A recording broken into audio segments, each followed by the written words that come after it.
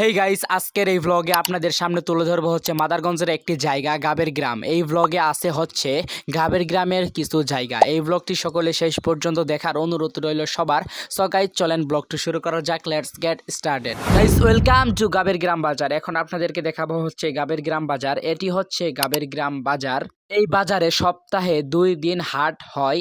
2 দিন হাট বসে এই বাজারে, সেটা হচ্ছে মঙ্গলবার এবং শুক্রবার। আগে আমাদের বাড়ির ওখানে যখন বাঁধের মাথা বাজার ছিল না, তখন অনেক মানুষ এই বাজারে এসে বাজার করত। আগে কিন্তু আমাদের মাদারগঞ্জের থানাটি এই গাবের গ্রাম বাজারেই ছিল। সামনেই হচ্ছে মোটরসাইকেল স্ট্যান্ড, সেখান থেকে মোটরসাইকেলের মাধ্যমে আমাদের বাঁধের মাথা বাজারে আসতে হয়।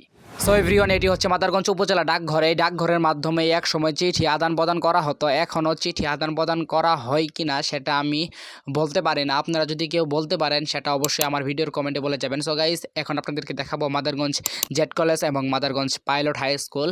সো গাইস, এটাই হচ্ছে Madarganj pilot high school. Guys, কে কে এই পাইলট স্কুলে পড়েন অবশ্যই কমেন্টে বলে যাবেন। সো গাইস, এটাই হচ্ছে মাদারগঞ্জ পাইলট হাই স্কুল। এই স্কুলটি অনেক পুরানো একটি স্কুল। এই স্কুলটি তৈরি করেছিলেন হচ্ছে তালুকদাররা। এই স্কুলটিতে পড়ানো হয় হচ্ছে ক্লাস 6 থেকে ক্লাস 10 পর্যন্ত।